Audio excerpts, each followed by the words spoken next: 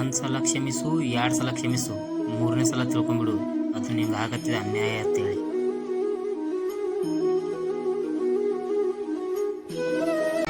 ಮೋಸ ಹೋಗಿನ ಅಂತೇಳಿ ಚಿಂತೆ ಮಾಡಕ್ ಹೋಗ್ಬೇಡ. ಯಾಕಂದ್ರೆ ನಿನ್ ಟೈಮ್ ಬರೋ ಮಟ ತಾಳ್ಮೆಯಿಂದಿರು. ಆಗ ಅವ್ರು ಅಳ್ತಾರ, ನೀನ್ ನಗತಿ.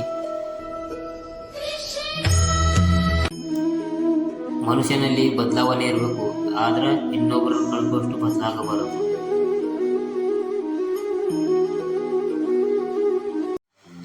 ಕನಸಲ್ಲಿ ಜ್ಯೋತಿಯಾಗಿ ಕಂಡವಳು ಬದುಕಲ್ಲಿ ಕತ್ತಲಾಗಿ ಉಳಿದಳು.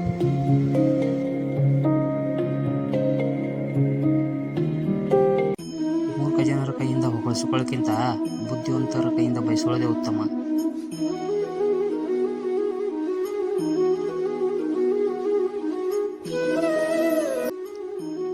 ಕುವೆಂಪು ಅವ್ರು ಹೇಳ್ತಾರ, ಯಾವಾಗ್ಲೂ ಖುಷಿಯಿಂದಿರಿ, ಯಾಕಂದ್ರ ಸಂಜೆಗೆ ಸೂರ್ಯ ಮಾತ್ರ ಮುಗುದಿಲ್ಲ, ಅವತ್ತು ನಿಮ್ದೊಂದು ದಿನದ ಆಯಸ್ ಕೂಡ ಮುಗಿದು ಹೋಗ್ತೈತಿ.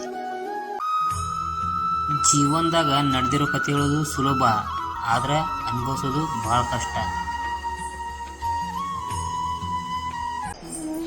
ನಿನಗ ಜೀವನದಾಗ ಯಾವ ಸಿಕ್ಕಿತ್ಲ ಅದೇ ಒಳ್ಳೆಯದು, ಯಾಕಂದ್ರ ನಿನಗ ಅರ್ಥ ಆಗಿರ್ಲಿಕ್ಕ ಆ ದೇವ್ರಿಗೆ ಅರ್ಥ ಆಗಿರ್ತೈತಿ.